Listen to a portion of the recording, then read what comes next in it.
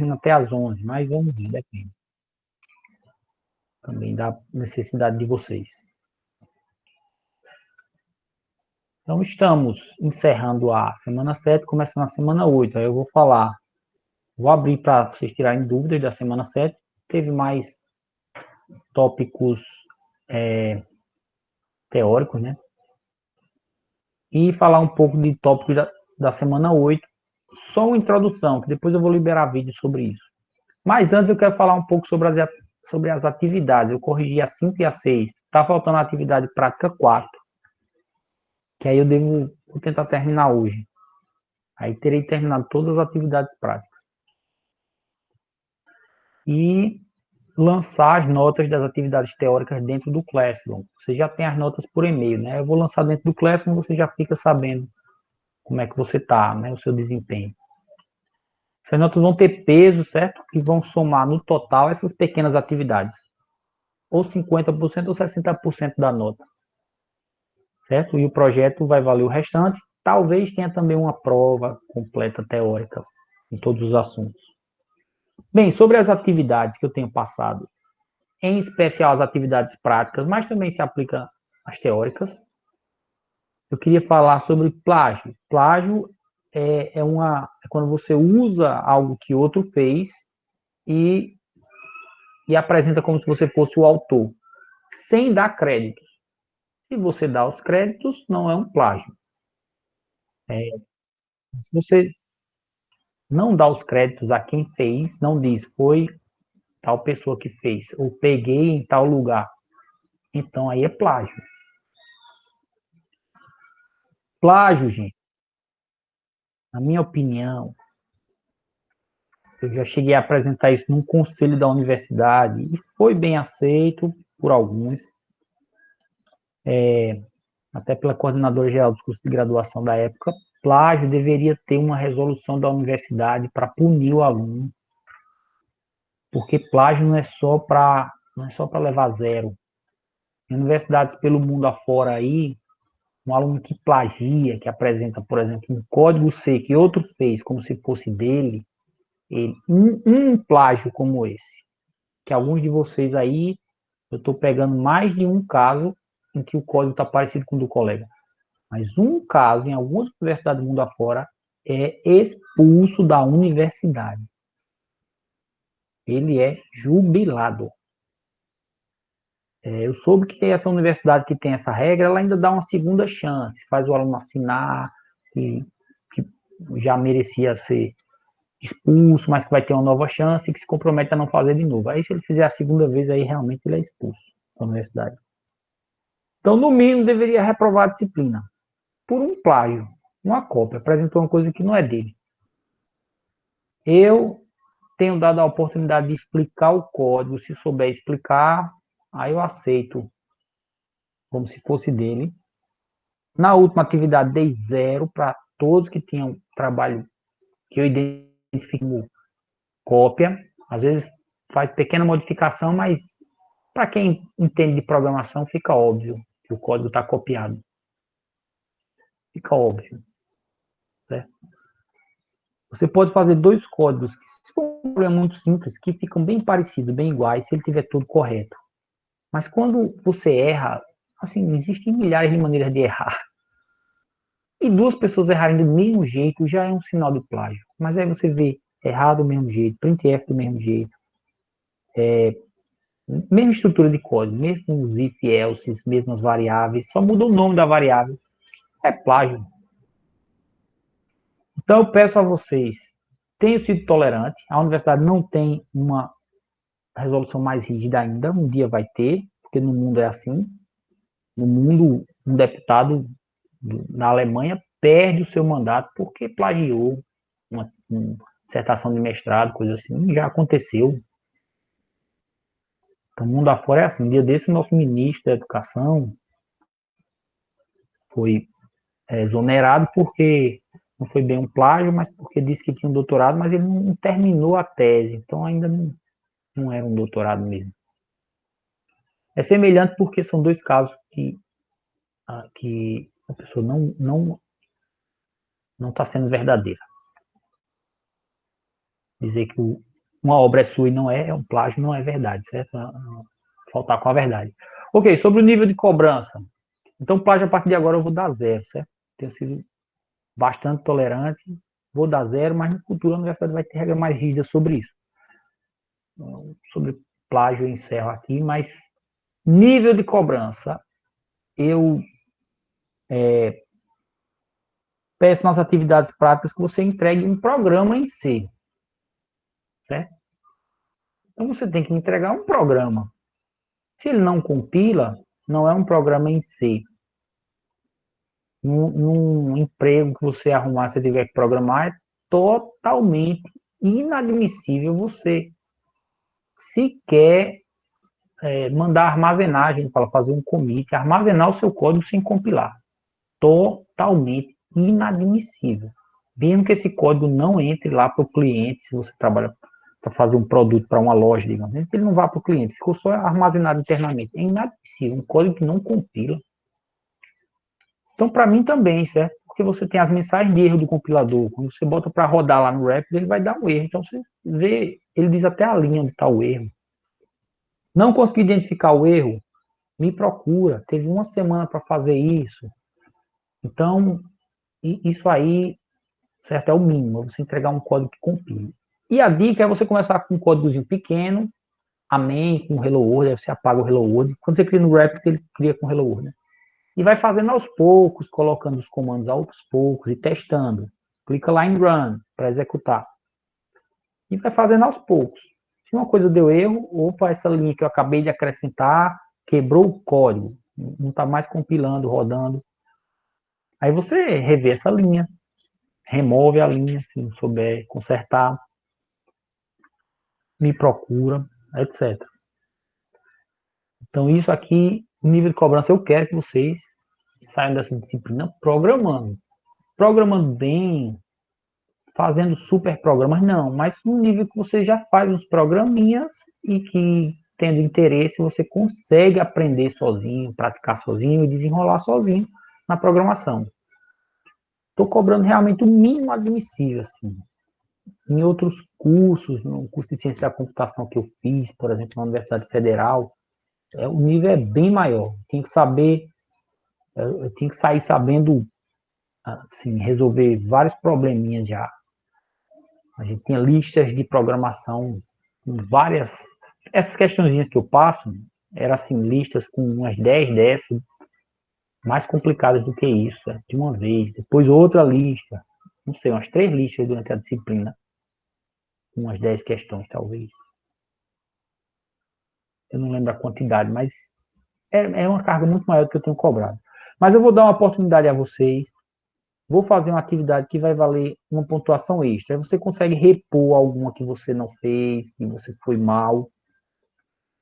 Eu vou dar essa oportunidade. Isso vai ser um outro problema, mas que vai valer uma pontuação extra. Você consegue compensar alguma que você foi mal. Bem, nesta semana 8, aqui de certa forma eu pulei, né? Eu queria falar sobre atividade. O próximo ponto, na verdade, é dúvidas da semana 7. Vocês querem fazer alguma pergunta sobre os tópicos da semana 7? Tem alguma dúvida? Basicamente, a gente viu verificação de escopo e liberei um vídeo agora recentemente para preparar para verificações de tipo. Foi sobre expressões e precedências. Precedências é importante você saber que existem e conhecer algumas das precedências, mas não precisa saber decoradas todas elas, não. Tem alguma dúvida sobre isso?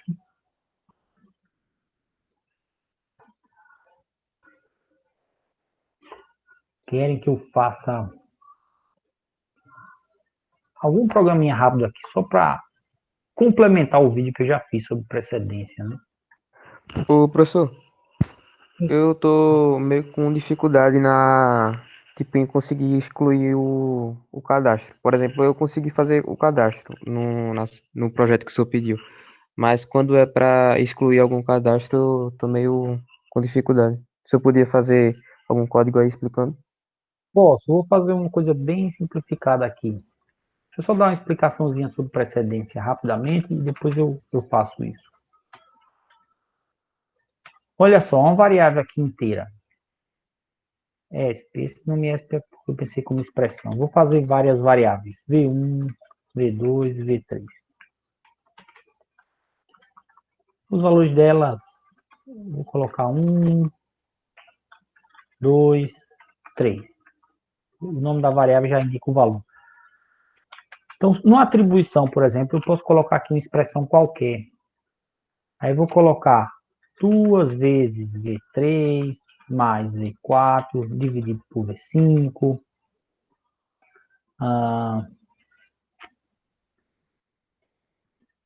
Deixa eu ver um operador diferente aqui.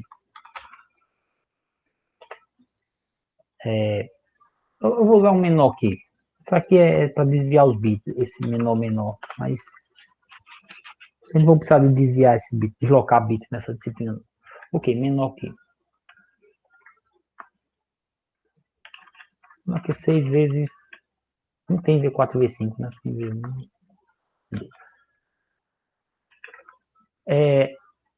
Bem, você pode colocar expressões quaisquer numa atribuição. Dentro de um if também. Eu dei exemplo lá no vídeo dentro de um if, certo? Mas vou mostrar aqui dentro de uma atribuição.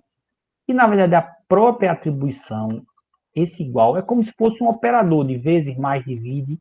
E você também pode considerar isso tudo como uma expressão e pode colocar um operador desse aqui no meio da expressão. Dependendo, o lado esquerdo tem que ser uma variável, basicamente, ou uma expressão especial que represente posição de memória. Mas eu vou colocar desse jeito aqui. Então, estando à esquerda dele uma variável, tá ok. Isso tudo é uma expressão só. Em que ordem vai acontecer essa expressão? Ela vai ser processada. É importante saber que a atribuição é por último, certo? Então você pode ficar tranquilo que essa expressão todinha vai ser calculada primeiro, na imensa maioria dos casos. E tendo duas atribuições numa mesma expressão aqui, numa mesma linha de código nesse caso, as atribuições vão ser feitas da direita para a esquerda. Então vai ser equivalente a isso. Mesmo sem colocar os parênteses, isso significa que ele calcula a expressão, atribui a V2. Aí pega o novo valor de V2 e atribui a V1. É nessa ordem. E aqui internamente nessa expressão? Bem, são regras parecidas com as da aritmética que você já deve ter visto, tipo, multiplicação e divisão é efetuada primeiro. Então vai ser uma ordem equivalente a eu colocar esses parênteses aqui, ó. Multiplicação e divisão primeiro. Essa multiplicação também vem antes dos outros. Na linguagem C a gente não usa colchete, chave, parênteses, é tudo parênteses, certo? E isso não gera ambiguidade não, porque parênteses mais de dentro pega com o primeiro. Um abre parênteses aqui. Como é que eu explico isso? No Rapid, se você colocar o cursor em cima do abre parênteses, ele mostra qual é o fecha parênteses. E a ideia é sempre dele pegar o mais próximo que não está emparelhado. Então, esse aqui vai emparelhar com o fecha parênteses mais próximo que não já está emparelhado. Esse aqui mais de fora vai pegar o mais próximo que não está emparelhado. Será que é esse? Não, porque esse aqui está emparelhado com esse outro. Então, esse abre parênteses aqui externo vai fechar com esse fecha. Está destacado aqui pelo Replit. Aumentei a fonte para vocês verem. Ok, então, estou usando parênteses. Espero que vocês entendam o que está sendo agrupado. Então, vezes, divide e vezes aqui são feitas primeiro. Eu coloquei parênteses nelas, porque é equivalente a isso. Mesmo que não tivesse os parênteses, é equivalente a isso. Depois ele faz a soma. Então, ele vai agora fazer essa soma aqui, para depois fazer a comparação com o menor que. Eu vou até tirar esse parênteses de fora, porque não faz muita diferença. Então, é nessa ordem que vão ser efetuadas. Isso é assim, ditado pelas regras de precedências da linguagem C. Tem lá no vídeo, e você acha na internet uma lista maior, com mais operadores. Por exemplo, eu não citei lá o operador menos unário, menos que serve só para trocar de sinal. Pega só um operando, menos unário, tem dessa ideia, que ele pega um operando. Só que é menos 2. Esse menos é calculado como? Eu faço 2 vezes V3 e depois o menos? Não, ele primeiro faz o menos no operando mais próximo para depois multiplicar. O menos tem uma precedência ainda maior do que o vezes. Esse menos unário não estava lá na minha tabela, só para mostrar para vocês que você tem vários operadores, eu não pude falar de todos lá, mas na internet você acha a tabela completa. Certo? Isso encerra a parte de precedências. Alguma pergunta sobre isso? É só uma revisão. Como esse foi um tópico que eu coloquei segunda-feira, eu quis dar uma explicaçãozinha. Posso prosseguir e explicar a ideia da remoção no cadastro? Pode. Vou colocar aqui um Sim. cadastro como se fosse uma rede inteiros. É claro que lá no seu é uma rede struct, etc. Mas a ideia vai ser a mesma. Vou chamar de cadastro aqui. Vou deixá-lo com 100 posições.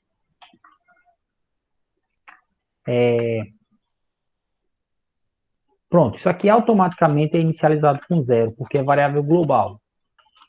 Todas as posições aí vão ter valor zero. Variável global funciona assim, variável local não. Não tem nenhuma garantia sobre a inicialização de uma variável se você não der o valor dela. Então, você tem que dar o valor inicial dela. É uma boa prática fazer isso. Ok. Então, vamos supor o seguinte. Zero significa que não está cadastrado. É um valor não cadastrado.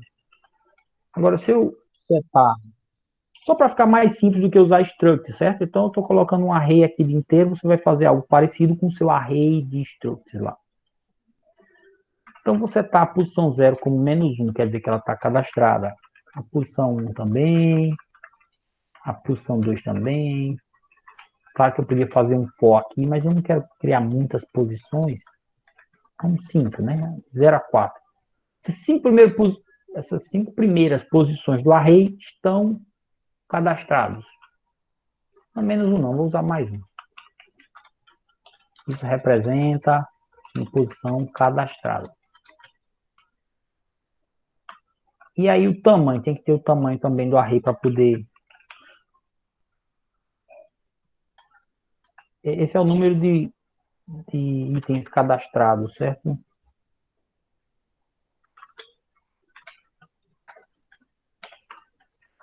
Vou inicializar com 0 e aqui eu vou setar para 5. Então o número de itens cadastrados é 5. Pronto, aí eu setei de 0 a 4 com valor 1 para dizer que é uma posição cadastrada. O que é que eu faço para eu remover, por exemplo, a posição 2?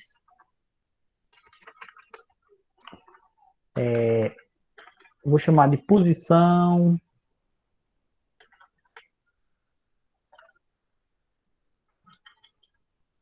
Poxa, vai ficar muito grande. Vou chamar de para representar a posição para ser removida. Posição removida não é que ela já foi removida, mas é que vai ser removida. Vou querer remover a posição 2. O que é que você faz, certo? Se fosse outra estrutura, ia ser uma estratégia mais direta. Você deleta aquela posição da memória e você conecta o lado esquerdo com o lado direito desse cadastro. Mas como é um array, a estratégia é simplesmente você sobrepor. Você sobrescreve aquela posição. A posição 2 vai ser removida. Vou fazer o seguinte, ó, preste atenção, a estratégia é essa. Eu pego o valor que está na posição 3. Vamos até fazer o seguinte, vou colocar valores maiores que zero. Todo valor maior que zero quer dizer que é uma posição cadastrada, certo? E eu quero listar esses valores para a gente ver. Antes de remover e depois de remover. Vamos imprimir antes de remover.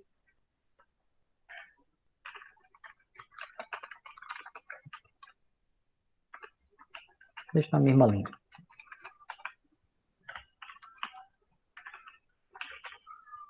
Vou fazer um for variando de igual a zero, enquanto i for menor do que o número de itens, i mais, ou i mais igual a 1. Aí vou imprimir o item. Complemento D, seguido de espaço. Cadastro na posição i. Então, vou imprimir cadastro i com i variando de 0 até o número de itens. Certo? Antes de remover. Vamos ver como é que fica. Antes de remover, tem que estar cadastrado lá 1, 2, 3, 4, 5. 1, 2, 3, 4, 5. Essas 5 valores. E eu vou querer remover a posição 2. Então, depois de remover, vamos imprimir de novo. Eu podia até criar uma função para imprimir.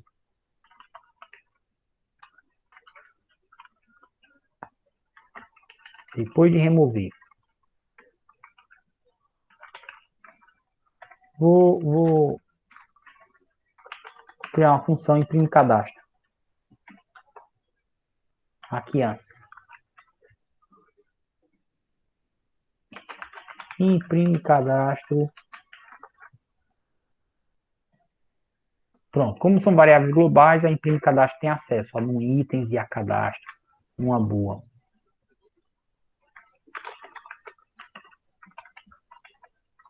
Pronto, aí o código fica mais simples aqui na mente, certo?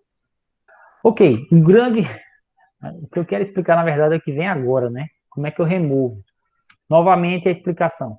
Eu pego o valor que está no índice 3, jogo para o índice 2. Por quê? Porque eu quero remover a posição 2. Pego o que está no índice 4 e jogo para a posição 3. Eu vou ter que... A posição 2 vai ser removida, vai ficar um buraco no meio do array, então eu vou ter que deslocar tudo que está à direita para fechar esse buraco. Posição por posição, eu vou deslocando para fechar o buraco, certo?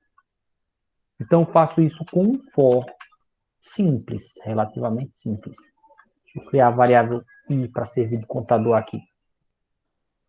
A variável v não tem mais utilidade. Então, de i igual a 0, não, eu não vou começar na posição 0. Eu vou começar na posição que vai ser removida. Na posição que vai ser removida, até o fim do array, eu vou fazer isso, certo? Vai ter que pensar um pouquinho com calma aqui, se é até o fim do array mesmo. Eu vou deixar a condição aqui em aberto, certo? Enquanto i for menor do que o quê? Vou deixar isso em aberto para a gente primeiro entender qual é a estratégia. Mas eu vou fazer o seguinte. O cadastro naquela posição i vai receber a próxima posição. A posição i mais 1. Essa é a estratégia. Começando de onde? Começando... Veja, o i é a variável contador. E essa variável contador eu vou usar para acessar os índices do array. 0, 1, 2, 3, 4. Mas não é começando em 0. É começando na posição que eu quero remover. Para fazer o quê? Eu faço essa posição receber o valor da próxima. É por isso que eu usei o valor i aqui como índice para fazer o seguinte. Cadastro na posição i recebe o valor de cadastro na posição i mais 1. Recebe o valor que está na próxima posição. Aí esse valor é atribuído e sobrescreve da posição i. Aí eu pego o próximo e sobrescrevo o anterior, porque ele já foi copiado. Então... E na última, por exemplo, porque a penúltima vai receber o valor da última, a última vai ficar sem valor ou ela continua com o mesmo? Aí você pode deixar a última com o valor dela sem precisar, assim, necessariamente sobrescrever ele com nada. Porque aí você vai, no final, reduzir o número de itens. Aí aquela posição, assim, aquela última posição, na verdade, vai ser ignorada. Tipo assim, ele está com tamanho 5, certo? A última posição, que é o índice 4, na verdade, ele vai ser copiado no 3 e eu deixo as duas cópias lá. Mas eu decrementei a variável número de itens. Então, essa antiga última posição, que agora não é mais, ela está fora da quantidade total, então não interessa o valor dela, ele não vai ser acessado mais. Mas se quiser, você pode setar para 0 aquele valor também. Só o detalhe aqui que tem a ver com essa pergunta é esse i vai até quando? Eu vou até a última posição para pegar a próxima e sobrescrever? Não, senão eu vou estar pegando uma próxima que está fora dos valores cadastrados. Eu vou até a última posição menos 1. Então tem que ser no itens menos 1. Ou se você quiser, você começa da posição removida mais 1, vai até a última posição, mas fazendo o seguinte: você pega a posição atual e joga na anterior. Aí dá na mesma. É só um joguinho aqui com os números. Certo? Dependendo do valor que a variável i recebe, onde começa e onde termina, aqui vai ser i ou vai ser i menos 1. E aqui ou vai ser i mais 1 ou vai ser i. Não sei qual vocês preferem, qual fica mais fácil de entender. Mas aí, por exemplo, no for, o senhor colocou que recebe a posição removida. Aí, se ela fosse colocada lá, aí ficaria, por exemplo, 2 menos um. Então, não, o cadastro não receberia o valor da posição removida, não?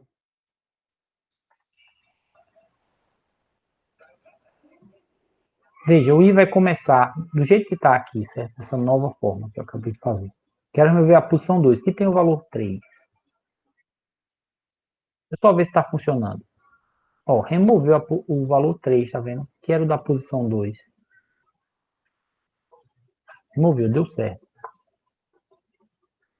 Vou botar um printf barra n aqui no final. E agora eu vou explicar por que deu certo.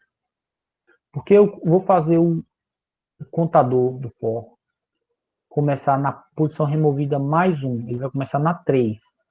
O i vai valer 3. É o primeiro valor dele. Depois ele vai variar de 1 em 1. Né?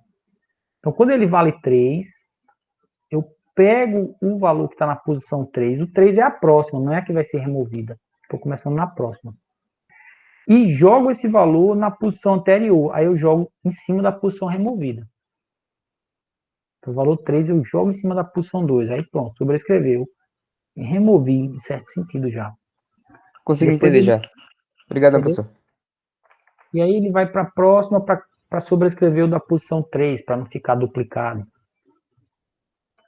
Certo? Vamos supor, se eu só fizesse isso aqui, ó. A posição removida recebe a posição removida mais 1. E não fizesse esse for todinho, eu ia remover realmente aquela posição, mas ia criar uma cópia. Eu removi o valor 3, né, que é o que eu quero remover. Está na posição 2, mas é o valor 3. Removi, ele sumiu. Mas eu copiei esse valor por cima aqui e não fiz nenhum ajuste. Aí eu fiquei com duas cópias do valor 4, ó, o resultado aqui embaixo. Ó. E a posição 5 ficou fora do cadastro. Por isso que eu tenho que fazer um for. Não adianta só fazer uma atribuição para sobrescrever a posição removida. Eu tenho que fazer um for, pegando o próximo, jogando em cima da removida. Depois o próximo do próximo, trazendo mais uma posição para cá, certo? E depois o próximo do próximo do próximo, trazendo uma posição a mais para deslocar todo mundo. Aí eu desloco o 5 para ficar nessa posição aí. Na antiga posição do 4. O 4 ficou na antiga posição do 3, que foi a posição removida. É isso. Todos entenderam? Um bocado de gente aí esperando. Essa é a estratégia para remover, certo? Se você estiver usando a rede. Posso prosseguir?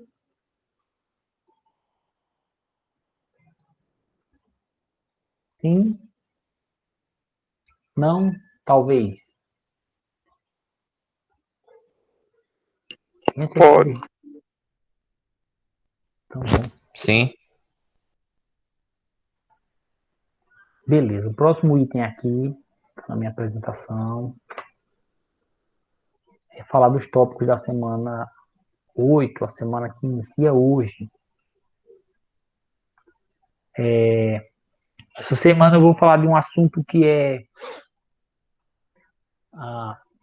às vezes, citado como uma coisa complicadíssima da linguagem C, chamada ponteiros. Mas se você entender ponteiros na linguagem C, você vai entender melhor alguns recursos de Python, que é uma linguagem mais, em geral, considerada mais fácil, mas se você aprender C, você parte para todas elas com muito mais habilidade e conseguir entender mais profundamente. Então, ponteiros ajudam a entender conceitos de Python, conceitos de Java, e eu vou mostrar para vocês um básico de ponteiros, tá? Não os recursos mais complicados, os usos mais complicados de ponteiro. Ponteiro para função, não vou tratar disso. Ponteiro de ponteiro, não, eu vou ensinar o básico. Essa disciplina toda tem essa abordagem, fazer vocês compreenderem o básico. E depois, você sendo dedicado, você desenrola programação aí para fazer qualquer coisa que você quiser. Na internet não falta recurso. Então, deixa eu dar uma explicação básica de ponteiros. Usando ponteiro, eu vou falar de passagem por valor e referência, certo? Eu quero, hoje, aqui nessa aula, falar um pouquinho desses dois, e depois eu gravo vídeos para vocês verem assim com mais calma, que sejam mais objetivos. E vai ter nessa semana também verificação de tipos, um assunto mais teórico, mas também com implicações práticas. Falar um pouco de ponteiros. Veja bem, quero relembrar para vocês memória. Quando eu falar memória sem especificar, isso quer dizer memória o quê? Memória RAM. Memória principal. Não é HD, não é storage, não é memória de armazenamento, que é chamada de memória secundária. É a memória principal, RAM. Quando o seu programa está rodando, o programa está todo lá na memória RAM. E os dados, as variáveis dele, do seu programa, estão lá na memória RAM também. E como eu já falei, diferentes tipos de variáveis indica diferentes tamanhos que elas ocupam na memória, diferentes formas de interpretar os bits que tem nela. Então vamos supor que no seu código C, isso não vai estar na memória, está no seu código C. Você criou uma variável com o nome sum, isso aqui em inglês quer dizer soma, do tipo int. Tipo int, no Replit, inclusive, ele ocupa 4 bytes, mas dependendo do compilador, pode ocupar menos ou mais. Mas no Replit é isso mesmo, ele ocupa 4 bytes. Então, na memória, essa variável sum, você declara no código C com o nome que quiser, com o tipo, na memória sumiu essa informação, não tem mais nome, não tem mais tipo. Mas ela corresponde a 4 posições da memória, 4 bytes, cada posição da memória é um byte. 4 posições da memória com algum conteúdo lá. Essa representação do conteúdo não interessa para a minha explicação, certo? Mas isso aqui é uma maneira de representar valores binários. É uma representação hexadecimal. 2 bits, 2 dígitos hexadecimais representam um byte. E hexadecimal é representado com os dígitos de 0 a 9 e mais letras de A a F. Então você pode ter 0A, isso é um bit e pode ser interpretado como um número até. É como se fosse assim, 0 a 9 mais o A, que corresponde ao valor 10, B corresponde a 11, C corresponde a 12, D corresponde a 13, E 14 e F 15. Então, hexadecimal são dígitos de 0 a 15. Essa é a ideia. Você usa letras quando acabarem os dígitos de 0 a 9. Bem, isso aqui representa um valor, não interessa muito para a discussão. Dei explicação, mas na verdade, se você não entendeu, ela não é importante não, essa explicação sobre esse valor. O ponto é, uma variável inteira ocupa 4 bytes na memória. Na memória, cada byte tem um endereço. Address é endereço em inglês. Cada bytezinho tem um endereço. Mas, na verdade, essa variável ocupa 4 bytes, então a gente pode considerar que o endereço dela é o primeiro desses. E o tamanho dela é 4, então eu sei que é ele e mais 3. Mas o endereço dessa variável, para todos os efeitos, vou dizer que é esse aqui, 9, que número é esse? 90 milhões. Né? 90 milhões. É o endereço da memória da variável sum. Se for outro tipo de dado, por exemplo, tipo short. Tipo short eu falei rapidamente em uma aula lá sobre tipos básicos. ele é um tipo inteiro, os valores que ele guarda são inteiros, mas ela é mais curta do que o int, tipicamente metade. Então ocupa 2 bytes, vai variar com o compilador, certo? Mas no replit é assim exatamente, 2 bytes. Então ela tem aqui outro valor inteiro, digamos que seja uma variável age, que quer dizer idade. No código C você declara age, short. Quando o programa for executar, não existe mais esse nome, não existe mais esse tipo, mas vai ter 2 bytes na memória ocupados para aquela variável. E aqui ela teria o endereço 9 milhões e 4, por exemplo. Ela ocupa 9 milhões e 4 e 9 milhões e 5, mas o endereço dela é o primeiro, o menor. 9 milhões e 4 a gente usa como endereço dessa variável. Se for um double e long são tipos dobrados. Tem outro nomezinho que eu esqueci agora. Mas são versões longas do int e do float. O double é uma versão longa, é tipo de precisão dupla. O double é um tipo de precisão dupla correspondente ao float. É um float dobrado. Então, ele ocupa 8 bytes, é uma variável grandona. 8 posições de memória. Mas a primeira posição aqui é o endereço dessa variável. Que seria, acho que está, o cara esqueceu um A aqui. Seria tipo o nome average, que é média em inglês. Ela ocupa 8 posições, a primeira delas é o que a gente chama de o endereço dessa variável. É 9 milhões e 6. E ela ocupa essa posição e outras 7 mais. Mas o endereço dela é a primeira. Ok, aqui vem a novidade. Se você declarar uma variável na linguagem C com o tipo int asterisco, e o nome você escolhe, mas geralmente esse nomezinho PTR o pessoal usa para indicar pointer, ponteiro. E aqui está com o nome PTR sum, dá a ideia de que é um ponteiro para soma. Bem, é um nome que você escolhe, certo? Mas esse nome é sugestivo. E você declara como int asterisco o valor desse tipo de variável. Ele é o seguinte, ele de certa forma ele é um valor inteiro, mas é um valor inteiro que representa um endereço de memória. Você também pode criar um short asterisco. Ele vai ser a mesma coisa, um endereço de memória. Ou um double asterisco. Vai ser a mesma coisa, um endereço de memória. O asteriscozinho quer dizer que é um endereço de memória. A gente chama de ponteiro. Por que ele é um ponteiro?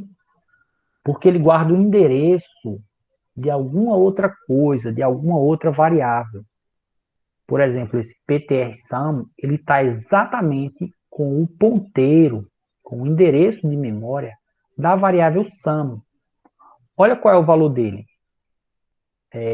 Olhando aqui, pode não ficar muito claro, mas olhando aqui, o valor dele é 90 milhões. O valor dele é um endereço, lembre-se, ponteiro é um endereço de memória. Então, esse valor, como endereço de memória, corresponde exatamente ao endereço da variável sum, que é uma variável inteira. Então, você declara int asterisco se você quiser apontar para o endereço de uma variável inteira. Certo? E para que serve isso? A gente vai ver alguns usos disso. Pelo menos dois. Mas eu quero só que entenda esse conceito. Um ponteiro guarda o endereço. Então, o nome ponteiro vem da ideia de que ele aponta para. Deixa eu ver se tem como eu riscar aqui.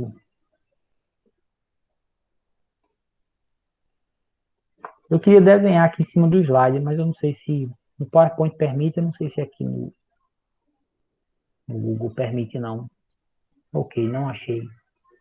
Então suspeito que não permite. Mas entenderam aí, sim ou não? Eu vou fazer exemplo de código, certo?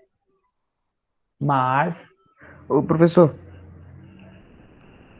com o comando file, a pessoa também não tem que colocar o asterisco? sim, é porque file, ele fica tudo escondido de você, né, para facilitar. Mas o file, ele é um struct, que é alocado dinamicamente. Aí a gente usa ponteiro para alocar posição, memória dinamicamente. como se fosse assim. Se eu criar um struct normal, ele já reserva na memória aquela posição. E quando terminar o programa, ele remove. Certo? Mas quando você vai criar um arquivo, não sei se vale a pena eu abrir logo essa struct, porque eu não sei se eu vou conseguir abrir o arquivo. Então ele começa com um ponteiro, que aponta para nada, tem um valor nulo. Mas se ele conseguir abrir o arquivo, aí ele reserva dinamicamente, durante a execução, um espaço para aquela struct e manda o ponteiro dela. Se ele não conseguir abrir, ele não reserva nada na memória, fica o ponteiro aqui com o valor 0000. Aí você sabe que o arquivo abriu ou não, se o ponteiro tiver o valor null, que é o 0000, ou se ele tiver um valor diferente de null. Massa. Isso economiza espaço até. Não precisa estar usando o espaço da struct enorme, sei lá, com 40 bytes na memória. Se o arquivo não for aberto, precisa estar com aquela struct lá ocupando espaço. Eu vou fazer uma aula sobre este uso de ponteiro, tem a ver com alocação dinâmica. Mas no caso de arquivo, fica tudo escondido de você. Ele faz sem você ver.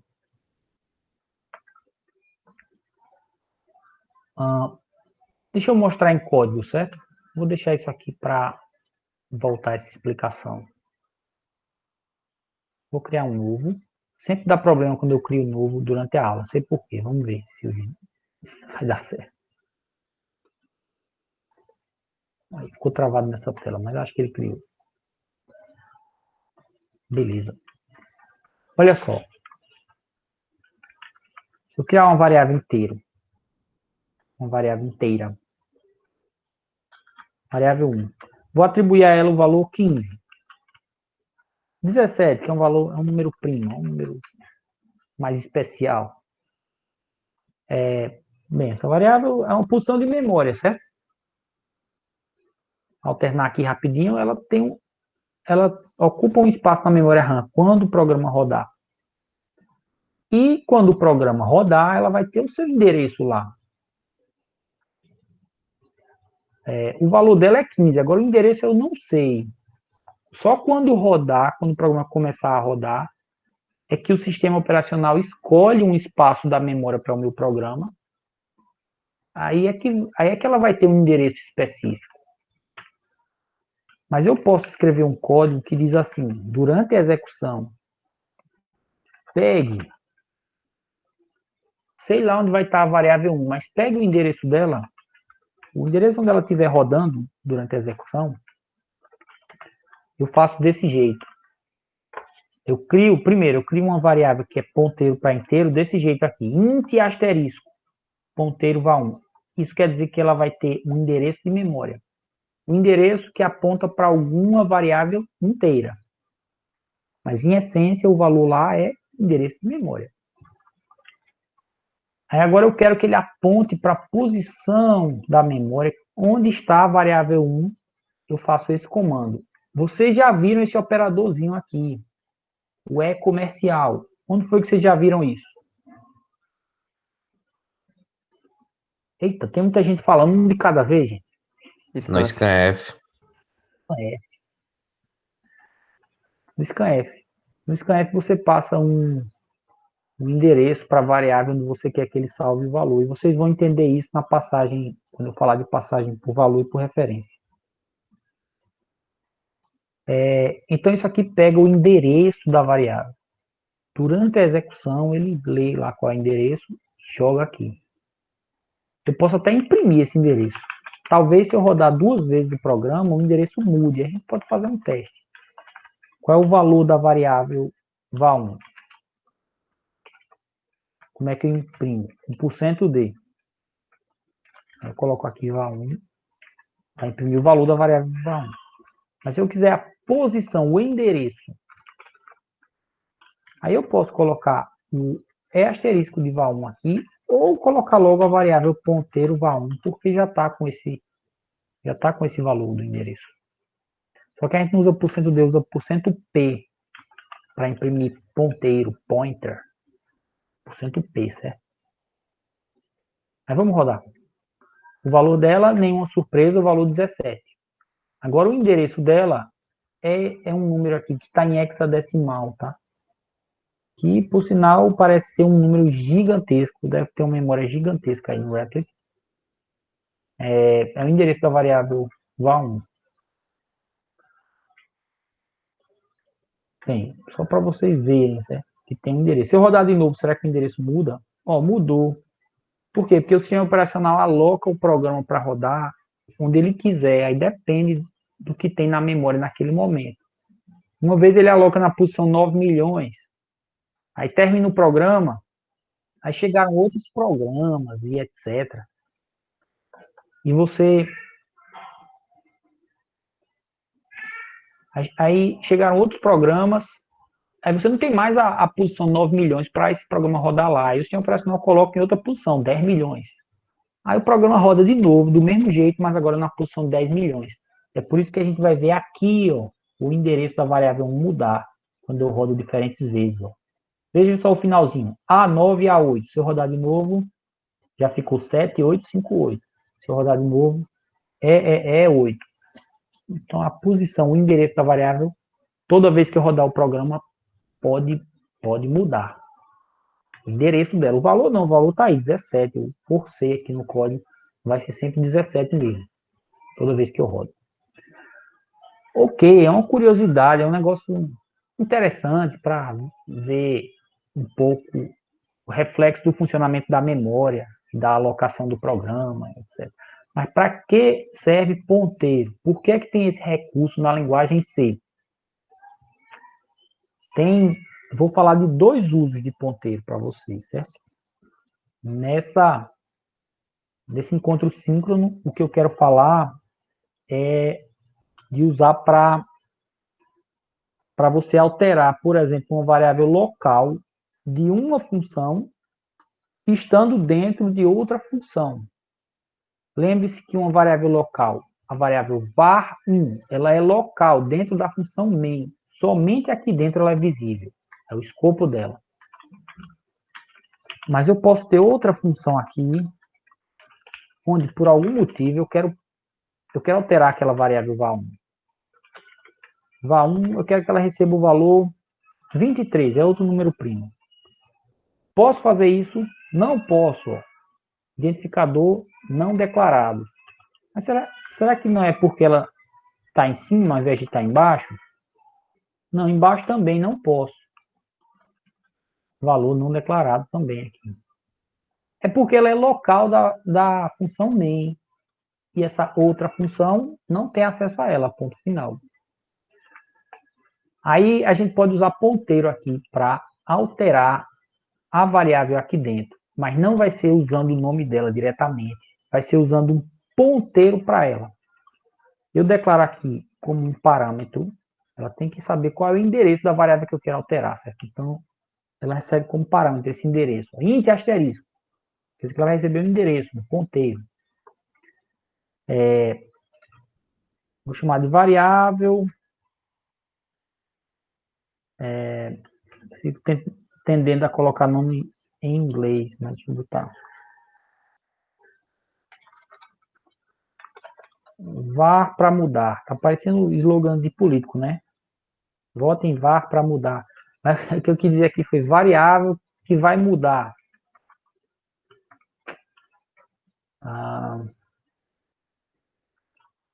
Vou deixar assim mesmo.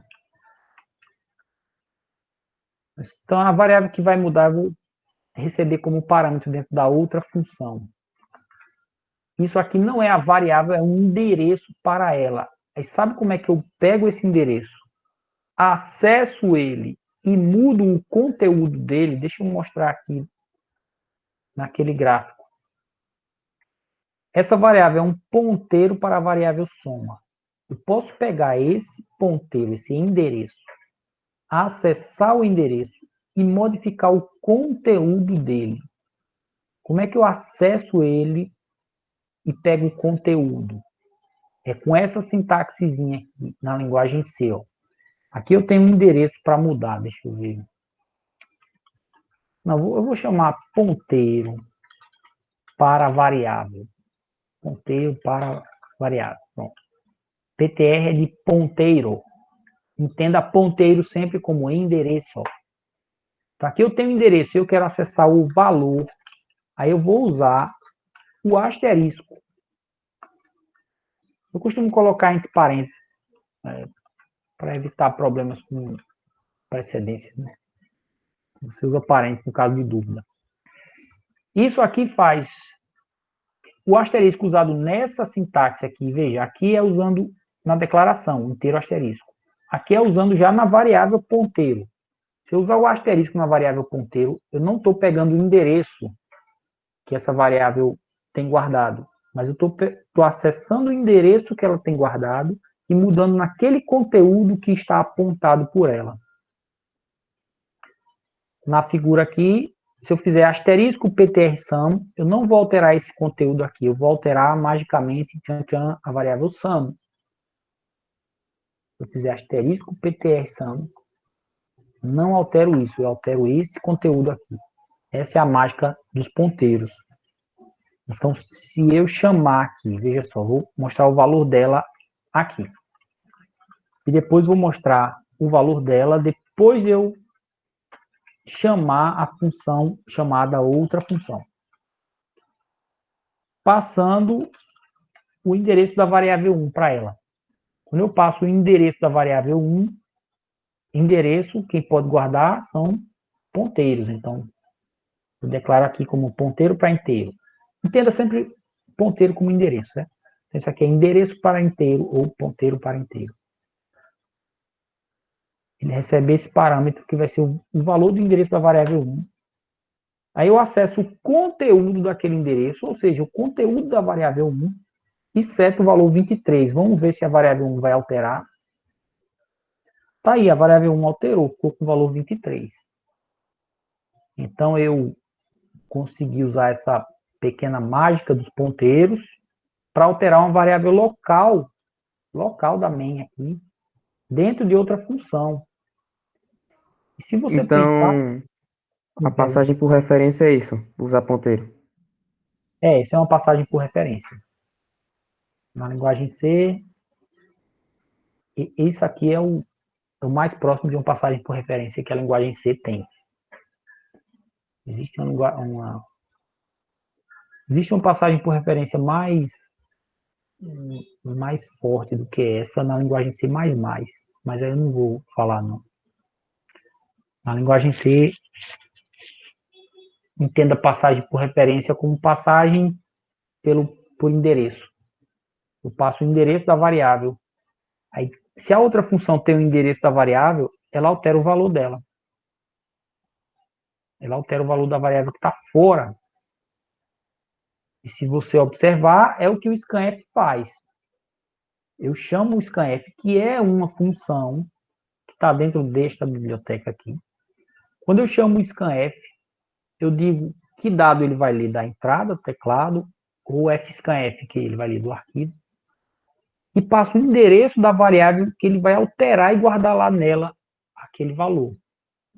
Então, eu digo scanf%d, leia um inteiro, em outras palavras. Scanf%d. E vai guardar onde? Aí eu passo o endereço de uma variável. Dentro do scanf, certamente ele vai fazer algo assim. Ele vai acessar o conteúdo daquele endereço com essa sintaxezinha e vai atribuir o valor 23. Ou, aliás, vai atribuir o valor que ele leu do teclado, no caso do scanf. Entenderam? Isso é passagem por referência.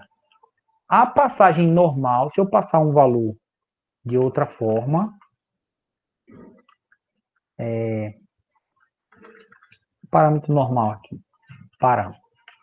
E eu pegar e atribuir aqui o valor, 29, outro número primo, vocês vão ver que não vai alterar.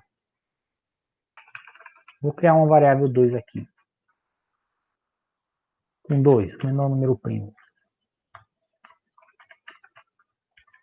E eu vou passar o endereço de var1, né, como já mostrei antes, mas vou passar a variável 2, var2. Do mecanismo normal de passagem de valor. Isso aqui vai passar uma cópia do valor de var2. Então, var2 tem o valor 2, aqui dentro recebe dentro da variável param, mas copiou, ele cria uma cópia.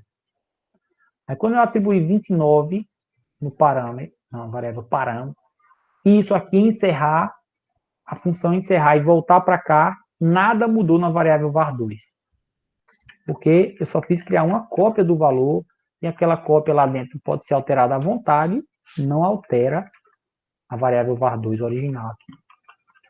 Opa. O endereço de var2 não interessa, só o valor. Só quero ver se mudou ou não.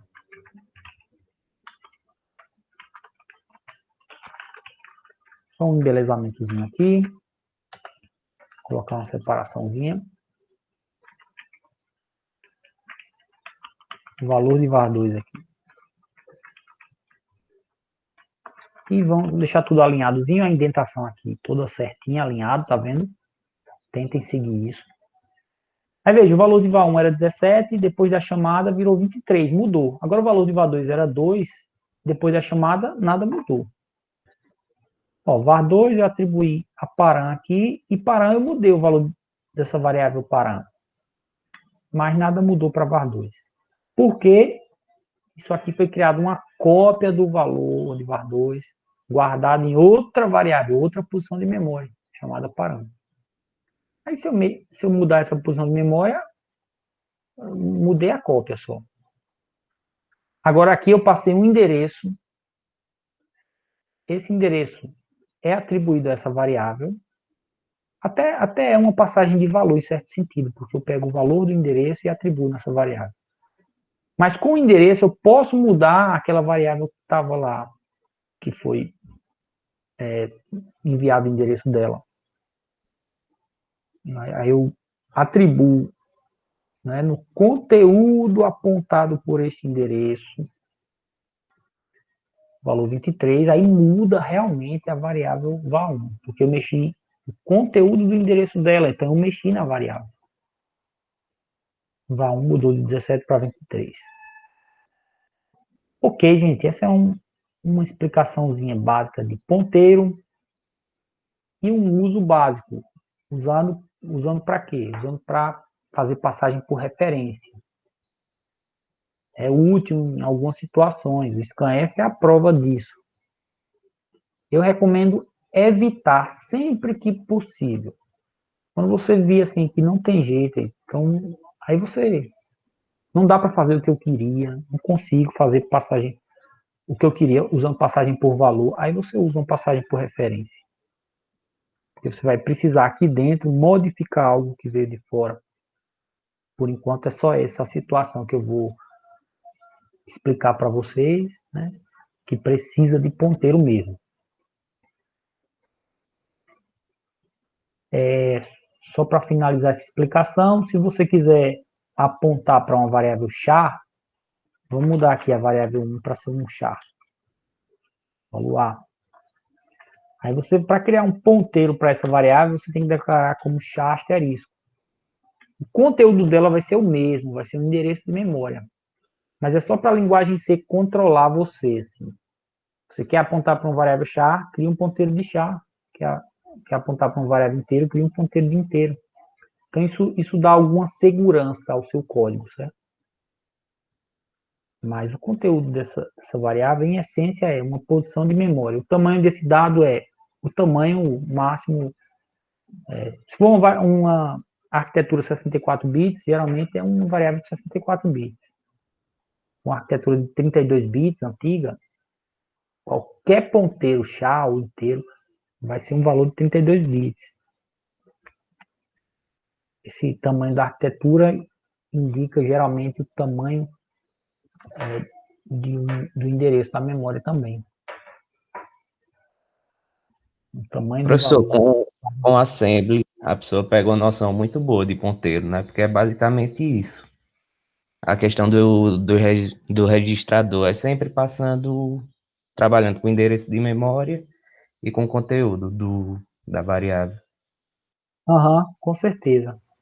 Quanto mais baixo nível a linguagem, mais você tem que entender o funcionamento interno lá do programa em tempo de execução, e mais você tem que entender até da arquitetura. Quando você trabalha com assembly, você tem que entender especificamente das instruções que estão disponíveis naquele processador que você está programando assembly. Porque tem o assembly do PC 386, como é que chamava? X86, que era o de 32 bits. Tem o assembly dos PCs de 64 bits, que são os PCs modernos. Tem um assembly de processador ARM. Cada um deles é diferente, porque cada um deles muda a quantidade de registradores, os nomes dos registradores, os tipos de instruções. Quanto mais baixo o nível da linguagem, mais você tem que saber como as coisas funcionam por baixo, é o que eu quero dizer. E a linguagem C, ela é um nível alto, não tão alto. Então você consegue controlar um bocado de memória, mais do que em outras linguagens. Consegue até fazer besteiras na memória, e se o programa dá um bug, que em outras linguagens você não vai conseguir fazer o mesmo tipo de bug. Aí eu acho a linguagem C boa por isso, porque ela dá a você uma visão de hardware sem ser tão difícil quanto o Assembly. Mas também tem muitos recursos de alto nível. Ela está no meio termo ali.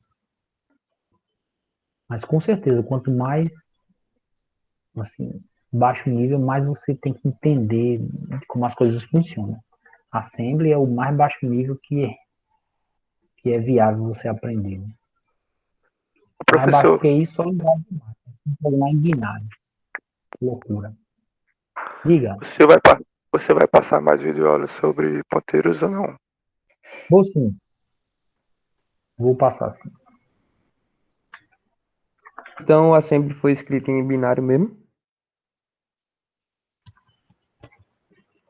Olha, o primeiro montador, o primeiro assembler, que é o programa que pega o código e converte para um programa realmente em código de máquina, teve que ser escrito em binário, sim. O primeiro, sim. O segundo, já não. Entende?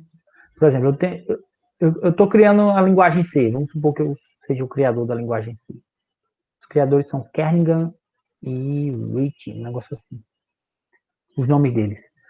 Vamos supor que eu seja um deles, Kernighan.